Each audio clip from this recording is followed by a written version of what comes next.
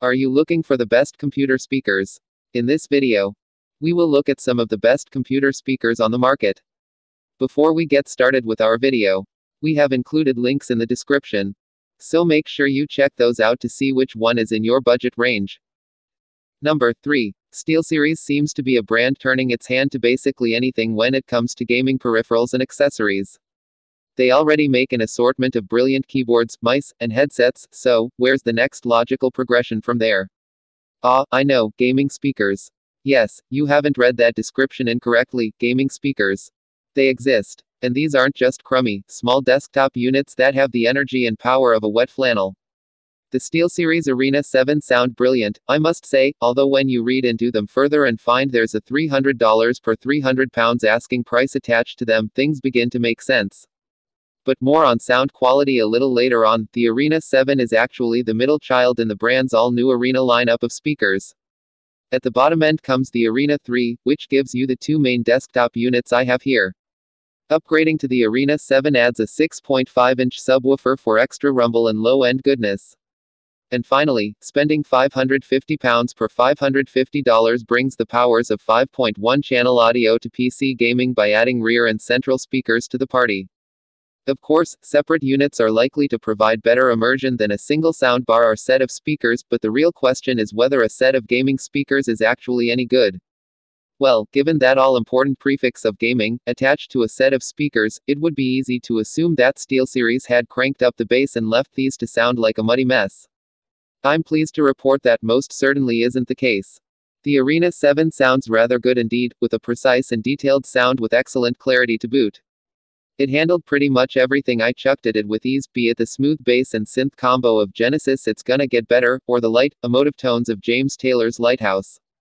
A lot of the credit for such brilliant audio comes down to the fact the Arena 7's 6.5-inch subwoofer offered marvelous extension and rumble that made bass-heavy tracks such as Yes Roundabout a sumptuous listen, as well as also making gunfights in Counter-Strike, yes, I play with bots, please don't leave angry comments, all that bit more immersive. At times, the bass did admittedly become a little too much, but you can dial it down thanks to the handy knob on the back of the subwoofer itself. Speaking of immersion, the wide soundstage afforded by having distinctly separate audio channels made games more engaging, as well as music, and films, too. If you've got the space, the Arena the 7th may well be a formidable home theater setup, too. Moving away from audio quality and into the Arena 7's feature set also reveals something equally rich, especially with regards to the ways in which you can use the speakers.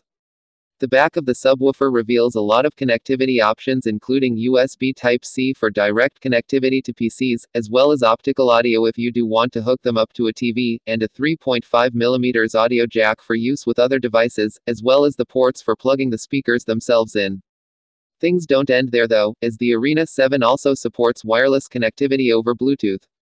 This is an absolute game changer for me, especially as I'll more often than not power down my PC and use my phone to listen to music or podcasts, and to have the ability to quickly pair my phone to the Arena 7 if I'd prefer a more immersive experience is excellent. Number 2. Speaking of Audio Engine, many users are familiar with it. However, it is not like JBL, Focal, Dynaudio, and other established manufacturers with decades of brand history. Yet, after Audio Engine founded its own professional audio company in 2006 and launched the first product, A5, this brand has more than 10 years have passed. During this period, Audio Engine's speakers and various audio products can be said to be very popular in Europe and the United States. Many of its products, including Audio Engine A5 Plus wireless desktop speakers, have also received 5-star recommendations from the authoritative magazine. Audio Engine's reputation is based on its years of technical accumulation in the hi-fi audio field and its experience in providing audio technology support for Harman Kardon and Apple. Applying the technology to the household field has captured many audiophiles and some popular users with the introduction of cost-effective products. Audio Engine's A5 Plus is considered the most representative of Audio Engine's home hi-fi speakers and the most cost-effective product among 5-inch speakers. Active speaker design, multifunctional interface, and lightweight cabinet make this speaker released a few years ago still the best choice for home active desktop speakers today. Audio Engine A5 Plus is a pair of 5-inch woofer 2.0 speakers with a size of 27x 18x 20 cm, which can be regarded as a large size on the desktop level. The main speaker weighs 7 kg, and the auxiliary speaker weighs 4.4 kg. The A5 Plus boxes are available in several beautiful finishes, including bamboo veneers and satin black and high-gloss white paint, offering a wide choice for complementing room furnishings. The materials are all wood, and the density is higher. The sound will be thicker than the plastic material. A unique baking process processes the speaker's surface, and the texture is perfect. The tweeter of Audio Engine A5 Plus uses a 20mm silk dome tweeter. At the same time, Audio Engine is equipped with a neodymium magnet with almost the most potent magnetism for its tweeter. Therefore, when playing the high-frequency instrument part of music, this speaker has the warmth of silk dome tweeter and has a speedy response, exceptionally high density, and good overdone. Shape of the tweeter groove is not a standard circle but a unique arc to form a structure similar to an acoustic horn. This allows the tweeter to have better horizontal radiation and increases the openness of the tweeter. Besides, the silk dome tweeter's advantage is that the listening experience is soft and delicate, and the extensibility is good. The peak power of A5 Plus can reach 150 W, which makes the auditory effect more shocking. Number 1. It's not often we are presented with a product such as the Klipsch The Fives. They're clearly a pair of stereo speakers, and yet we have to ask ourselves what they are actually for. That only happens when a product's feature list blurs the lines between hi-fi and TV sound, and also occasionally the morning after the What Hi-Fi Awards ceremony. Klipsch describes the Fives as a powered speaker system, which is about as specific as you can get. They can be used as a hi-fi system, either standalone or with a source plugged in, as desktop speakers, or indeed as a true stereo alternative to a soundbar thanks to the seemingly simple, but nonetheless shrewdly incorporated, HDMI ARC connection. Klipsch sees this as a potential driver for many customers adopting the Fives. And, as a publication that generally favors stereo speakers as an alternative to a comparatively priced soundbar, in terms of basic audio performance for the money, at least, we don't see anything wrong with that concept. This isn't due to a lack of focus on Klipsch's part, but part of the forward movement of the company as a whole. The company is trying to expand its reach, rather than simply throwing what it can at their speakers to see what sticks. Fives represent a step towards what Klipsch describes as a more global sound.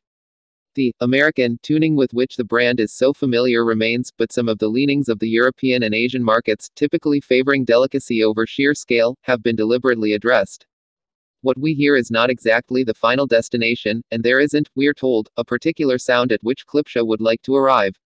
But anyone on our side of the Atlantic who might have written the brand off for its sonic presentation could afford the brand a keener ear in the future. An open mind is preferable when approaching the Fives, as are some relatively deep pockets.